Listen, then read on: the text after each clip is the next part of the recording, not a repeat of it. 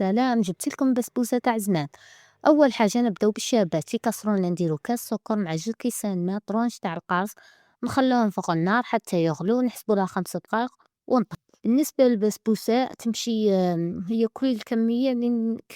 اللي نديروها في البيض نكملوها مع باقي المكونات كيما أنا درت 2 بيضات جاوني تقريبا كاس إلا ربع زدت معاها قشر القارص السكر نخلطوهم جيدا حتى يتخلط السكر مليح نزيدو لهم ملعقة صغيرة معمرة مليح أفاني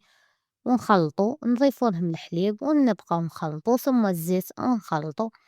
وأخيرا كاس إلا ربع سميد متوسط وأما الكاس الثاني نديروه مزيج بين الفرينة والسميد نص هاك ونص هاك ونزيدو لهم باطا خمرة نخلطو قاعسين هاد المكونات بالفوي مليح ونكون سخّنت من قبل الفرن على درجة حرارة 180 ندخلوها طيب وقد طيب طيب من تحت نشعلو لها من الفوق نخلوها تحمر غير نخرجوها وهي سخونة نزيدو لها الشربات كيما التزيين يبقى اختياري أنا زينتها بحبات كوكا تاكلوها بالصحة والعافية وسلام ولا ما تنسوناش الاشتراك في القناة ليصلكم كل جديد وسلام.